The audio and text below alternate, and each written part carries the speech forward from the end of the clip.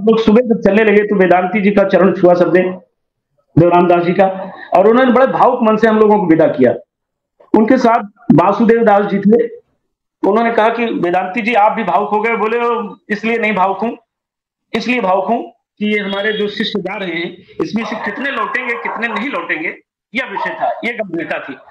हम लोग जब अयोध्या की गलियों में निकले और ये तय हुआ था कि राम जन्मभूमि के आसपास 17 कोण है, 50-50 मीटर पर 250-300 की टीम रहेगी।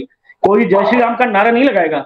वहां पहुंचकर दुर्गा पहलवान, उनकी आवाज बहुत दूर तक जाती थी, 1 किलोमीटर तक उनकी आवाज जाती थी। जब वो नारा लगाएंगे हर हर महादेव हर हर महादेव, तो सब लगाने लगिएगा। फिर तलवारें म्यान से बाहर आ जाएंगी साए साए। फिर उसके बाद मेरा जो रास्ते में आएगा उसको ये मत सोचना है कौन है, क्योंकि राम काज के लिए ये सब पैदा हुए हो, बाकी कोई जरूरत नहीं है। कोई मरे तो मरता रहे, पर ढांचे को तोड़ना है सो तोड़ना है।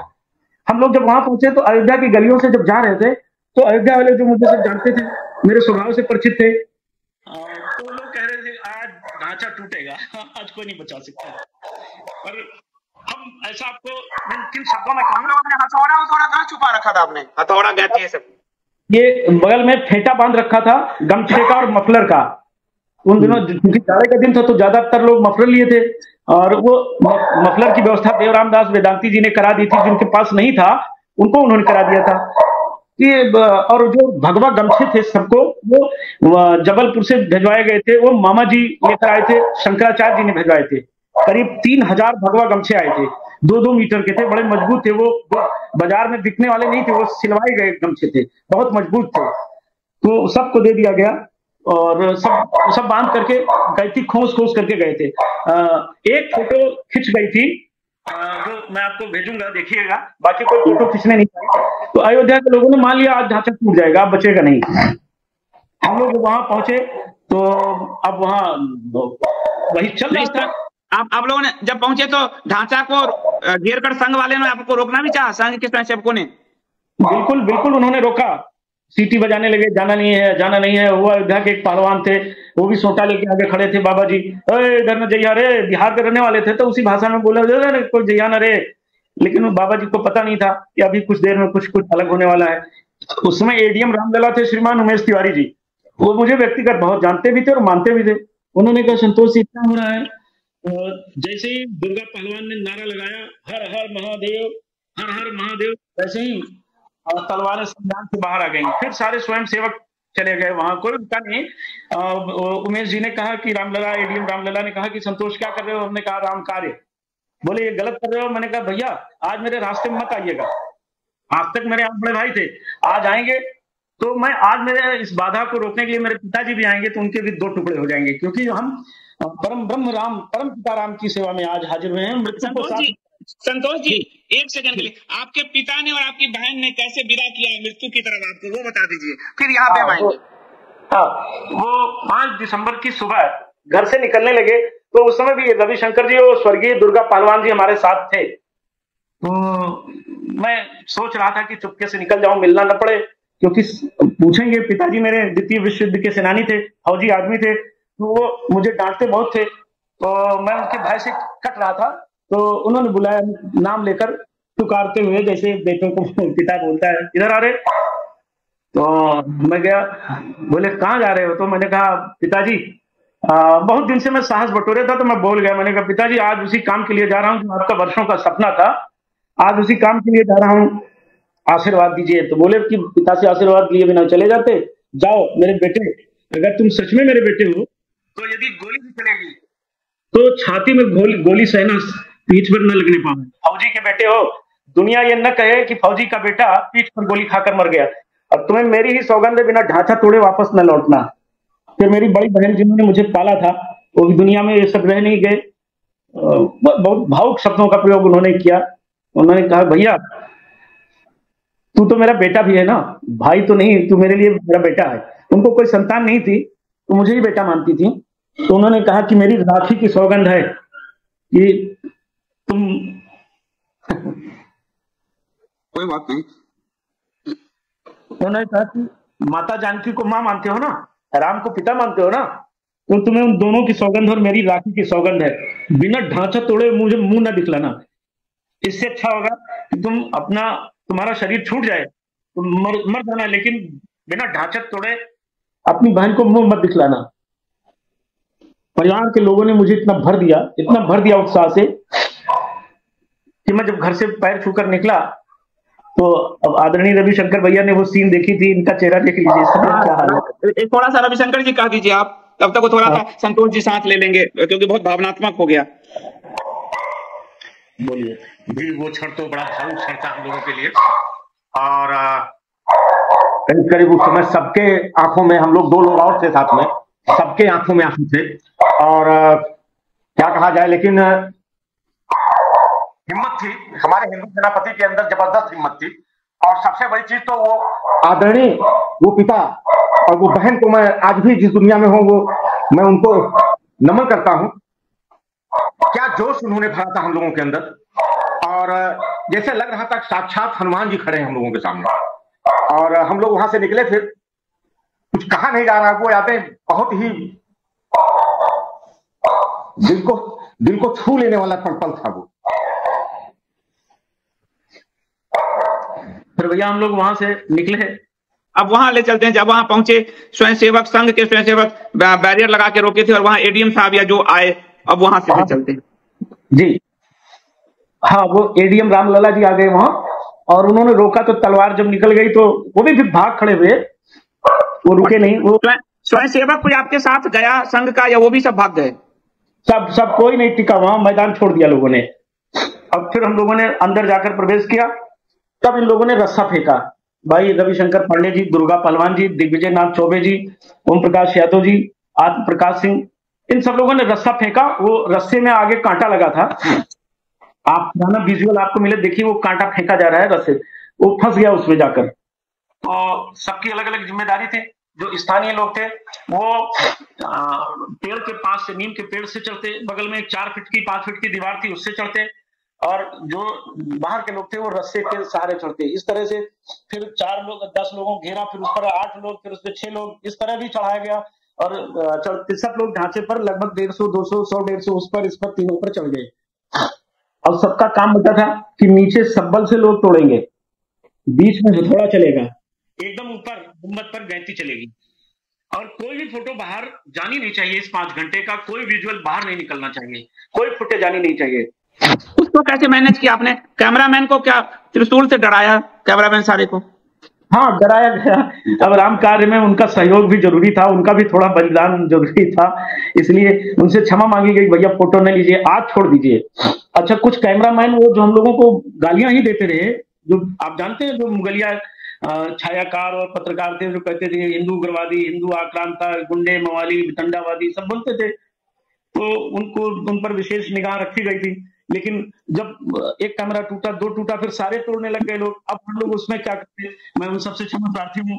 फिर उसके बाद वो कैमरे सब खत्म, सब भाग खड़े हुए जो थे भी, पत्रकार बंधुओं से भी कहा गया कि आज की कार सेवा यहीं आपकी समाप्त होती है, वापस चले जाइए। चले गए। अब एक टीम बनाई गई थी, तो भाषणवीर मंच पर रहेंगे। हाँ, वो जरूर बताइए। हाँ, वो जो भाषणवीर रहेंगे वो बेवजह की वहां आला बिलाहा गाएंगे, हम कार सेवा के लिए बुलाए हैं, ये है वो तो होगा। तो जब सकारात्मक भाषण होगा तब तो मौन रहिएगा, जैसे ही नकारात्मक शुरू होगा काट दीजिएगा तार। उमा भारती जी बोली, बारे बीरो बहुत अच्छे, तोड़ दो, एक धक्का और दो, पूरा पूरा तोड़ दो। सबसे बढ़िया साध्वी ऋतंबरा जी ने, उन्होंने बहुत बढ़िया बात कही। राघव के रणवीरों, वो रो रही थी कल राम जी को देख के वो रो रही थी। हाँ, बहुत बहादुर महिला है, भगवान उनको 1000 वर्ष की आयु अभी प्रदान करें। उन्होंने कहा, राघव के रणवीरों, तुम्हें राम की ही सौगंध है कि बिना तोड़े नीचे न उतरना। और भी जोश भर गया, बहुत अच्छा लगा। और ब्रह्मदत्त जी मंच से इशारा कर रहे थे, शाबाश शाबाश शेरों, बहुत अच्छे बहुत अच्छे। वहीं मंच पर बैठे थे बैकुंठलाल शर्मा जी, वो दिल्ली के सांसद थे, दिल्ली पूर्वी से सांसद थे, बाद में वो भाजपा से सांसद थे, भाजपा से सांसद थे, और बाद में वो सिख बन गए थे, अपना नाम शेर सिंह रख लिया था।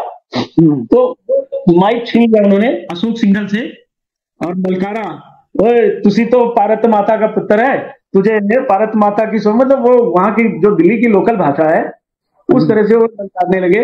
और फिर उनसे माइक छीन लिया विजय राजे सिंधिया ने, फिर उन्होंने निगेटिव चर्चा, फिर अडवाणी जी ने निगेटिव चर्चा, फिर तो अशोक सिंघल तो हम लोगों को गालियां ही देने लगे एक तरह से। मैंने क्या क्या कहा इन लोगों को थोड़ा बताइए। विजय राजे सिंधिया, अडवाणी जी और सिंघल जी ने क्या क्या कहा एक बार?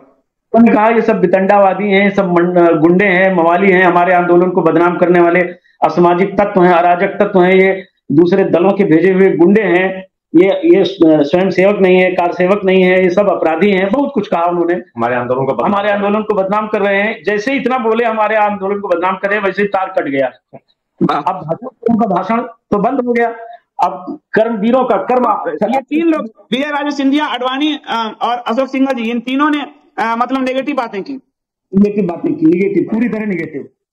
अब हम लोगों ने अपना काम शुरू कर दिया और फिर ढांचे से लोगों को उतरने कहा गया। वो जो गोल गुंबद था वो स्लिप कर रहा था, कहा गया किस पर घन या ये गैती तभी चलेगी जब भीड़ नहीं, आप लोग हटिए। और एक और पॉइंट जो आपने रामलला को वहां से आप लोगों ने विदा कर दिया कि वो टूट के गिरे नहीं, हाँ वो कह दीजिए फिर ऊपर। इसमें ये तय हुआ था कि कोई किरमिच का जूता ही सब पहन कर जाएंगे, एक बात थी कि कोई अपमान न होने पावे। दूसरे रामनारायण दास पुजारी जी रामलला को लेकर बाहर निकल पड़े उसी समय। तो ऊपर उन्होंने देखा तो हम लोग एक दूसरे से बहुत अच्छे परिचित थे, उनकी भी हत्या करा दी गई। उन्होंने कहा कि लो मैं रामलला को लेके जा रहा हूं, बस इतना उनका कहना था कि हम लोगों का जोश और बढ़ गया, फिर उत्साह बढ़ गया और फिर धमाधम गमागम चलने लगा। लोगों की भीड़ छटी और फिर गैंती, सब्बल, हथौड़े, एक थकता दूसरा लेता। फिर वो तमाम लोग जो गांव गिराव से आए थे सभी, उसमें जो स्वयं सेवक वो कार सेवक थे ढांचा तोड़ने में जो दूर दूर से आए थे, वो सब फिर ये जो एक थकता था दूसरा ले लेता, तीसरा ले लेता, चौथा ले लेता। मतलब गैंती और सब्बल को विराम नहीं मिला और न हथौड़े को विराम मिला। और बाद में तलवारधारियों और त्रिशूलधारियों की टीम भी अंदर प्रवेश कर गई। उन्होंने उससे तोड़ना शुरू कर दिया। फिर रस्से बांधे गए, गुंबद पर पूरे रस्सा पहना दिया गया, एक गिरा दूसरा गिरा। अंतिम जो बीच वाला था जिस पर हम लोग काम लगाए हुए थे, उसकी एक लेयर एकदम पूरी तरह समाप्त हो गई थी। लेकिन जहां से वो गुंबद शुरू होता था बेस से, तो वहीं रस्सा बांधकर खींचा जाने लगा। वो करीब 4:30 पौने 5 जो टाइम ना हो, तो लोगों ने, वो सावित्री पाठक थी, वो लाउड हेलर लिए हुई थी, तो आवाज लगाने लगी। मेरा नाम लेकर उन्होंने कहा भैया उतर आओ, ढांचा गिरने वाला है। पर मेरे मन में ये भाव था कि कहीं ऐसा ना हो जाए 30 अक्टूबर जैसी बात हो जाए कि ये बचा रह जाए, तो फिर लोगों की दुकान चलती रहे और हम फिर जाए तो अपने माता पिता को, भाई बहन को, नात बाप को, इष्ट मित्र को, बंधु बांधवों को, अपने गुरु को, अपने संरक्षक को क्या मुंह दिखाएंगे कि एक छोड़ के चले आए। छोड़ना नहीं है। वो चिल्लाने लगी भैया गिर के दब जाएंगे। लेकिन इसी बीच पवन गुप्ता एक राजस्थान का था, वो गिर गया, गैप हो गया ढांचे गुंबद से और दीवार के बीच में, गैप हो गया 2.5-3 फीट का। मैं उसे, वो जब गिरा तो उसे देखने के चक्कर में मैं भी नीचे चला गया और फिर 1-1.5 सेकंड 2 सेकंड लगा होगा, पूरा गुंबद भरभरा कर बैठ गया। और उसका मैं बीच में था, गुंबद आकर गिरा, उसका बड़ा टुकड़ा मेरे ऊपर गिरा। फिर उसके बाद मुझे न होश था न चेत थी, क्या हुआ, मैं कोमा में। लोगों ने कितनी हड्डियां टूटी आपकी? 17 हड्डियां टूटी थी, 17 फ्रैक्चर था, सब टूट गया था जी। और रविशंकर जी आप उस समय फिर आप भी थे गुंबद पे? जी जी, जब वो गुंबद इनके ऊपर गिरा और असल में इतना भगदड़ और इतनी भीड़ थी वहां पे कि कौन कहाँ दब रहा है, कौन क्या कर रहा है, सबका अपना यही एक लक्ष्य था कि कोई भी गुंबद बचना नहीं चाहिए, सबको तोड़ना है। खैर जब टूट गया तो एक था कि हम लोगों को एक निश्चित जगह मिलना था काम होने के बाद। तो हम लोग वहां जब पहुंचे तो पता चला कि सेनापति ही मिसिंग है, ये है ही नहीं है वहां पे। तो ये हुआ कि थोड़ी देर इंतजार कर लिया जाए, हो सकता है आ जाते हैं फिर तो। और 10 मिनट, 15 मिनट, 20 मिनट, आधा घंटा बीत गया। तो दिमाग में ये बात आई कि आखिर ये रह कहाँ गए, मिलना तो सबको साथ में था। तो आखिरी बार हमने इनको गुंबद तक चढ़े हुए देखा था, इसलिए कोई दिक्कत नहीं थी, उतर गए होंगे, अपना आ रहे होंगे। लेकिन आधा घंटा के बाद जब ये नहीं आए तब दिमाग में बात आई हमारे कि ग्राउंड जीरो पर चल करके देखा जाए एक बार क्या बात है आखिर। तो हम लोग जब वहां पर 4-5 लोग थे, हम लोग साथी लोग, जब वहां पर गए तो एक इनका जूता, ये पहले तो जूता इनका दिखाई पड़ा। तो जब उसको, जब गुंबद के टुकड़े को हम लोग 5-6 लोग मिल करके जब हटाए, जब उसको, इसमें पूरा ये बिल्कुल मरासन स्थिति में जो है, तो हम लोग तो समझे कि अब क्योंकि परिस्थिति ऐसी बनी थी इनके साथ बिल्कुल। तो खैर लाद के लेके गए इनको हम लोग, फिर वही फंक्शन हुई, फिर ले गए और ले जाने के बाद फिर हम लोग जिला पर ले गए, तो जिला वालों ने फिर लखनऊ। तो इस तरह से तो ये हुआ कि कई लोगों ने कहा कि नहीं, एक शोर मच गया था पूरे अयोध्या फैजाबाद में कि संतोष दुबे मर गए, नहीं बचे हैं, और तमाम तरह की बातें होने लगी। लेकिन चूंकि हम लोग साथ में थे तो इनको एडमिट कराने के बाद फिर हम लोगों ने बताया कि नहीं, जीवित है और दवाई ववाई चल रही है। तो इस तरह से तो परिस्थितियां थी। और अब आप ये समझिए कि जब गुंबद तोड़ा जा रहा था वहां पे, तो वहां किसी को कोई होश नहीं था कि कौन क्या, सबको अपना अपना काम करना था और सबका केवल एक ही लक्ष्य था कि कोई भी गुंबद बचना नहीं चाहिए। और गुंबद तोड़ने के बाद 4.5 घंटे के बाद वहां जो बांस बल्ली लगी थी, स्टील की लगी थी और पाइप की लगी थी और बांस की लगी हुई थी, और टुकड़े ईंट के पत्थर सब गायब हो गए थे। अब पूरा सफा चक हो गया था, वहां पे कुछ नहीं बचा था। 2 घंटे के बाद वहां कुछ नहीं बचा, दीवार वाल सब साफ हो गया था, साफ साफ बिल्कुल। वहां तो झाड़ू, जो हमारे साथ, हम लोगों के साथ जो महिला जो थी, वो महिलाएं, उनके जिम्मे केवल यही काम था भैया। वो सब पूरा फुटबॉल का मैदान बन गया था वो। तो आप लोगों के और साथी भी उसमें कुछ दबे, उसमें उनका भी बलिदान हुआ? कौन कौन? कई लोग मरे थे जी, कई लोग मरे थे उसमें। एक कुशीनगर का था, इसी तरह से वो पवन गुप्ता, वो शिवसेना राजस्थान का था, शिवसेना का कार्यकर्ता था। वो अपने आप से आया था जी। बहुत से लोग इस तरह मारे गए। बहराइच के 2 लोगों की मौत हुई थी। कुछ साधु उसमें जो आए थे, कुछ बाहर के साधु आए थे, वो बेचारे मारे गए थे जी। तो कितने दिन आप रहे अस्पताल में भर्ती? हम 22 दिन तो कोमा में रहे, तो 2 दिन और रखा गया। फिर वो जो डॉक्टर श्रीवास्तव और त्रिपाठी जी और कुछ और लोग, एक पूरी पैनल, पूरी टीम थी, और 24वें दिन उन्होंने कहा इस बच्चे को इस तरह पहुंचाओ, ये हमारे धर्म की धरोहर है। इस बच्चे को उस समय सीबीआई जांच करने लगी थी। हाँ। तो ये हुआ कि आप पे केस भी चला, आपको जेल भी हुआ था? हाँ, सबसे ज्यादा जेल यातनाएं मैंने झेली। मेरे ऊपर 3 बार रासुका लगी। हाँ, करीब सैकड़ों मुकदमे लादे गए, और कितने मुकदमे लिखे हैं वो पता भी अभी भी मुझे नहीं है, कब कहां से वारंट सम्मन आए पता नहीं है। किस सरकार ने लगवाए? सारे सरकारों ने लगवाए? किसी सरकार की मुझ पर कोई दया नहीं रही, सब बेरहमी से मेरे खिलाफ खड़े रहे। मायावती सरकार ने मेरे घर की कुर्की की इसी केस में। मेरे गांव का जो घर है उसको ढहा दिया पूरी तरह से, और शहर में जो मकान, इसके दरवाजे तोड़ दिए गए। यहाँ के पुलिस अधिकारी कुछ अच्छे थे, तो उन्होंने इतनी कृपा की कि घर को बचाए रखा। तो सपा ने जो किया वो तो किया, बसपा ने क्या किया? सपा ने क्या किया? समाजवादी पार्टी की सरकार ने तो मेरे ऊपर कई दर्जन मुकदमे लिख डाले। मुझे पता नहीं, जब उनकी सरकार आती है तो आधे दर्जन मुकदमे 5 साल में लिखे, वो नियम है उनका। उन तो बिल्कुल हमारे खिलाफ रहते हैं, बाप बेटे दोनों। बीच में भाजपा की सरकार भी आई, अभी भी भाजपा की सरकार है। हाँ, तो अभी भी पिछली, जब योगी जी की पिछली सरकार थी, तो उसमें भी मेरे खिलाफ मुकदमा लिखा गया था। अभी तो बचाए, हो सकता है अभी 4 साल बचाए रहे, 3 साल। तो मैं तो सबकी पीड़ा का कारक रहा हूं। मेरे साथ किसी ने कोई रियायत नहीं की कभी। काफी केस आप पर से मतलब अब निरस्त हो रहे हैं, अभी भी केस हैं? अभी भी हैं जी, अभी भी। अच्छा, एक बात और, उस समय जब बाला साहब ठाकरे जी ने कहा था कि जी बाबरी ध्वंस हमारे शिव सैनिकों ने किया, तो उस समय कई लोगों ने, मीडिया ने ये मान लिया था कि बड़बोलापन है, क्योंकि संघ इसका क्रेडिट नहीं लेना चाहता, उनको सरकार बनानी है और संघ इससे बचना चाहता है। नरेंद्र मोदी जी का बयान है कि नरेंद्र मोदी जी उस समय नहीं गए थे, वो विशेष विमान लेके दिल्ली से अडवाणी जी को लाने गए, तो बोले सबका मुंह फक उड़ा हुआ था, ये तो हम चाहते नहीं थे, ये कैसे हो गया। फिर उसके बाद अडवाणी जी और वाजपेयी जी का बयान है कि कलंक लगा, काला अध्याय है। उसमें एक बाला साहब थे जिन्होंने कहा कि मेरे शिव सैनिकों ने तोड़ा, और लोगों ने कहा कि वो चूंकि संघ जो है और भाजपा अपना छुपाना चाहती है, इसलिए शिव सैनिक बाला साहब बोल रहे हैं। और सच ये है कि बाला साहब के शिव सैनिकों ने तोड़ दिया। सच्चाई यही है, ये एकदम परम सत्य है कि मैं आपको एक घटना बताऊं। मैं 91 में बाला साहब से फिर मिलने गया था। अच्छा। तो वहां राजकुमार जो हीरो थे फिल्म इंडस्ट्री वाले, वो भी बैठे थे, और कुछ और भी लोग थे। मनोहर जोशी भी बैठे थे, जो बाद में मुख्यमंत्री बने थे। और मेरी बात बाला साहब ने पूरी सुनी है, और कहा कि मनोहर जोशी की तरफ उन्होंने मुंह करके कहा कि मनोहर, मेरी आंखें धोखा नहीं खाती हैं, ये बच्चा ढांचे को ढाएगा निश्चित रूप से, ये बहुत बहादुर है, मेरी आंखें धोखा नहीं खाती मनोहर। फिर कह रहा हूँ, बाला साहब जैसे वीर पुरुष के मुंह से ये शब्द उन्हीं के मुंह से निकल सकते थे। और फिर मुझे राजकुमार जो हीरो थे, उन्होंने मेरे सिर पर हाथ रख के कहा कि तुसी, वो अपने पहले कश्मीरी भाषा बोले, मेरे पल्ले नहीं पड़ी। तो मैंने कहा कि क्या बोला सर आपने? तो उन्होंने कहा, जानी तुम तो काल जय हो, काल उसका क्या करे जो भक्त हो महाकाल का। तो उन्होंने टिकट कराई मेरी जहाज से, राजकुमार जी ने। उन्होंने कहा जानी, वो फिर मुस्कुराए, बोले जानी आए जैसे भी हो, लेकिन जाओगे उड़कर प्यारे। चलते समय बाला साहब ने भी मुझे 10,000 रुपए दिए थे, बोले रख लो काम आएगा। तो इस तरह आज 2-2, 3-3 जगह तथाकथित हिंदू सरकार है। बाला साहब जैसा कोई हिंदूवादी नेता आपको नजर आता है? कोई नहीं, कोई हो ही नहीं सकता है, हो ही नहीं सकता है।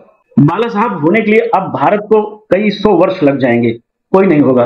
उनके बेटे में वो क्षमता नहीं है, उनकी बराबरी कोई नहीं कर सकता। पर एक चीज मानते हैं, अंत भला तो सब भला।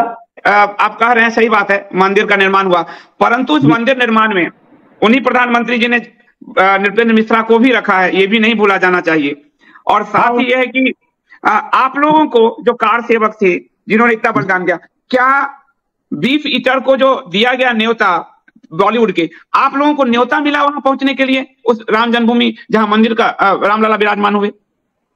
भैया ये क्या कम हुआ कि वो वैसी को नहीं बुलाया, वो सबसे बड़े कार सेवक हैं। उनसे बड़ा कार सेवक स्वामी प्रसाद मौर्य है, उससे बड़ा उदयनिधि मारन है। इन सबको न्योता नहीं दिया, क्या इतना कम एहसान किया? और मजे की बात यह है कि न्योता बांटने वाले वही लोग हैं जिन्होंने राम शिलाएं जो सोने चांदी हीरे जवाहरात की थी, जिनको चुरा कर बेच दिया 1250 राम शिलाएं, वही तो न्योता बांटे। ये आप नया बात बता रहे हैं, राम शिलाएं सोने चांदी वाली किसने बेच दिया? 1250 आप बता रहे हैं शिला? न्योता बांटने वाले नहीं। आप तो सब नहीं भी बोलना चाहे, लेकिन ये कहां से आई, मतलब ये खबर कहां से आई? ये खबर मेरी आंखों के सामने की है कि वो जो राम शिलाएं प्राण प्रतिष्ठित होकर, आपको याद होगा ना, गांव गांव से पूजित होकर चली शिला श्री राम की, मंदिर वहीं बनाएंगे, सौगंध राम की खाते हैं, मंदिर वहीं बनाएंगे। तो ये गांव गांव से जो राम शिलाएं आई थी, ज्यादातर तो ईंटे की थी, कुछ कांस्ट की थी, कुछ पीतल की थी, कुछ लोहे की थी, और कुछ सोने की, कुछ चांदी की, कुछ अष्टधातु और अन्य मणिमाणिक्यों की थी। तो ऐसी 1250 राम शिलाएं थी जो बेशकीमती थी, वो कार्यशाला में रखी थी, वो सब गायब हो गई, बेच दी गई। तो राम शिलाएं जो गायब करने वाला है, जब वही न्योता बांटेगा तो जे छिनार हुए ढोलक रखवार, तो इज्जत राम बचावे। ये तो आप ही जानते हैं, बता। और इस समय ट्रस्ट के महासचिव चंपत राय जी का एक बयान बड़ा वायरल हुआ, किसी ने, वो वीडियो है कि अयोध्या तो गला काटने वाले की नगरी है, वहां सोने का गेट बनवा दिया गया है, और अब तो पंडित जी का, वहां पुजारी का गला काट के सोने का गेट ले जाएंगे। उस अयोध्या जिसके लिए इतना बड़ा बैटल हुआ, लड़ाई हुई, उसका वो उपहास उड़ा रहे हैं अयोध्या का वहीं बैठकर। असल में जिसके मन में जाती रही भावना जैसी, प्रभु मुहूर्त देखी तह तैसी, जो जैसा होता है वैसे ही देखता है। नजरें अपनी अपनी होती हैं, उनकी नजर में अयोध्या चोर है और अयोध्या की नजर में वे स्वयं चोर हैं। एक और बात है, फैजाबाद शहर के पास एक चौराहा है, गुदड़ी बाजार चौराहा, वहां एक मस्जिद है, वो चिढ़ा रही पूरे हिंदू समाज को। सारे मंदिर तोड़ दिए गए, लगभग 300 मंदिरों को तोड़ दिया गया रास्ते में जो आए, लेकिन वो मस्जिद, उसको छुआ नहीं गया है। बीच चौराहे पर वो उसकी मीनार छाती ठोक कर कह रही कि जिसकी मां ने दूध पिलाया, जरा मेरा भी एक ईंटा हटा के देखे। मैंने इसके लिए ज्ञापन दिया यहाँ के नगर के अधिकारियों को, लेकिन मुख्यमंत्री को चिट्ठी भेजी, लेकिन कोई कार्यवाही नहीं होती है, क्योंकि वो महाजिद है, इसलिए वो बची हुई है। लगता है कि एकाध कार सेवा की आवश्यकता भी पड़ेगी। कार सेवा मतलब आप कह रहे हैं कि इस दौर में 300 मंदिर तोड़ दिए गए, लेकिन एक मस्जिद बचा हुआ है।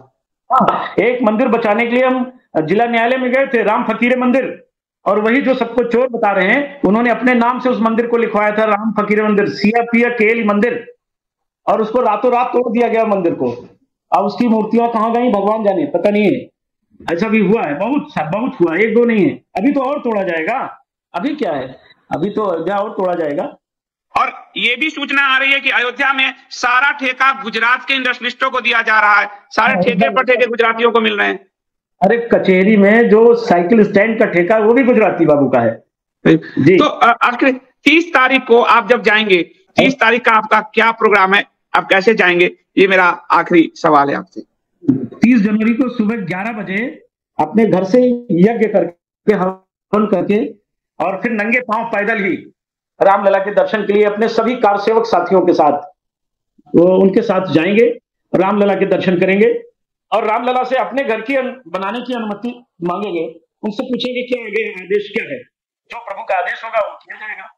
यही है तैयारी। अब 40 साल बाद संतोष दुबे जी के सर पर भी अपना सुंदर सा मकान हो सकता है। रामलला विराजमान मंदिर में विराज गए हैं, और यदि रामलला का आदेश हुआ तो संतोष जी अपना घर बनवाएंगे।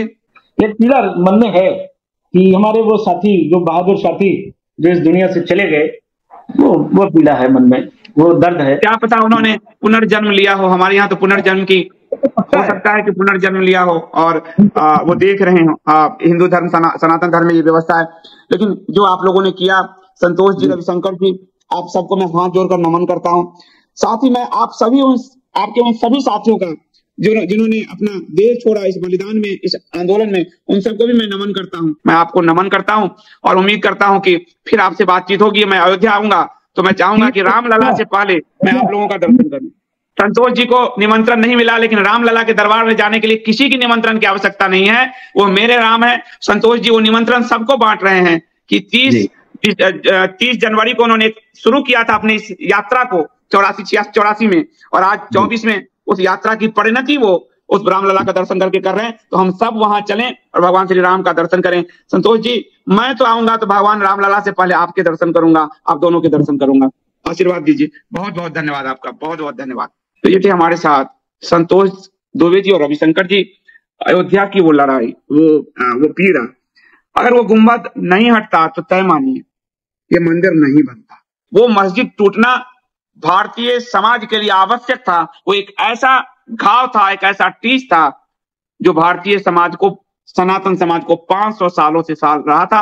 और उस टीस को उखाड़ने वाले संतोष दुबे, रविशंकर जी, उनके सभी साथी स्वतंत्रता सेनानी से कम नहीं है। और इसलिए उन सभी सेनानियों का मैं धन्यवाद करता हूं। हम आखिरी पड़ाव की तरफ चल रहे हैं और इस पड़ाव में राम जन्मभूमि के बड़े नायक, 3 बड़े नायक से आपको हमने मुलाकात कराई। एक स्वरूपानंद सरस्वती महाराज जी के शिष्य, वर्तमान शंकराचार्य अभिमुक्तेश्वरानंद सरस्वती जी, जिनको सरकारी यूट्यूबर्स, जिनको भाजपाई IT सेल, मास्टर स्ट्रोकवादी रोज गाली देते हैं। आपने देखा कि मस्जिद के गुंबद को तोड़ने की ट्रेनिंग स्वरूपानंद सरस्वती महाराज शंकराचार्य जी ने पूरी दिलवाई थी। हम PV नरसिम्हा राव जी का नाम लेने से चूक जाते हैं। नरसिम्हा राव जी ने पैसे, हथियार सबकी व्यवस्था की थी। और जो संतोष जी ने अभी नहीं कहा वो आपको बताता हूं कि जब कल्याण सिंह जी की सरकार, कल्याण सिंह जी की बड़ी भूमिका रही, उन कल्याण सिंह जी को 5 अगस्त की भूमि पूजन में वो शरीर में थे, नहीं बुलाया इस सरकार ने। मोदी और भागवत जी ने जो भूमि पूजन किया उस कल्याण सिंह को नहीं बुलाया। ये चंपत राय ने कहा उनके पुत्र को कि उनको कह दो आना है लेकिन नहीं आना है, जैसे अभी अडवाणी जी को कहा गया आना है लेकिन नहीं आना है। उस कल्याण सिंह जी की सरकार इस्तीफा दी, उनको बर्खास्त किया गया। लेकिन उसके बाद रामलला विराजमान जो मंदिर स्थापित हुआ टेंट में, वो मंदिर कांग्रेस के शासन में स्थापित हुआ, उसी नरसिम्हा राव जी के शासन में स्थापित हुआ, क्योंकि पूरा अयोध्या अर्धसैनिक बलों के नियंत्रण में आ चुका था। और नरसिम्हा राव ने 36 घंटे तक गोली नहीं चलने दी, स्पेशल ट्रेन चलवाए और एक एक कार सेवकों को निकलवाया। मुलायम सिंह सुन ले कि हिंदुओं के लिए करने वाला कौन था और क्या तुमने किया। तुम हिंदू होकर भी हिंदू नहीं हो, तुम्हारे बेटे ने तुम्हारे साथ औरंगजेब ने जैसे शाहजहां के साथ बर्ताव किया वही किया। और ये सरकार भी सुन ले, पाप छुपता नहीं। जिस मुलायम सिंह को इन्होंने पद्म विभूषण दिया, जिस नृपेंद्र मिश्र गोली चलाने वाले को राम जन्मभूमि ट्रस्ट का सर्वेसर्वा बनाया, वो भी सुन ले, पाप किसी को नहीं छोड़ता, कर्म किसी को नहीं छोड़ता। तो 36 घंटे तक रामलला टेंट में कांग्रेस सरकार अर्धसैनिक बलों से उसको स्थापित करवाया गया। उसके बाद सैनिकों ने लाइन लगा दी रामलला पे प्रसाद चढ़ाने की, दर्शन करने की। ट्रेन से सारे कार सेवकों को निकलवाया गया, एक भी गोली नहीं चलने दी गई। कल्याण सिंह ने तो नहीं ही चलने दी, लेकिन कल्याण सिंह तुरंत बर्खास्त हो गए थे, तुरंत उन्होंने इस्तीफा दिया। उसके बाद कांग्रेस की नरसिम्हा राव सरकार ने भी नहीं चलने दिया। इस राम जन्मभूमि में बहुतों की भूमिका है। राम ने गिलहरी को सम्मान दिया, राम ने भालू बंदर को सम्मान दिया। तुम सबके जो योगदान है उसको खा जाना चाहते हो, ऐसा नहीं हो सकता। इतिहास लिखे जाएंगे और सबके लिखे जाएंगे, आपके भी अच्छे कर्म लिखे जाएंगे, दूसरों के अच्छे कर्म भी लिखे जाएंगे। इसलिए किसी को गाली मत दीजिए। राम के नाम पर गाली देने की ये जो परिपाटी शुरू किया है, राम माफ नहीं करेंगे, इस बात को याद रखिएगा।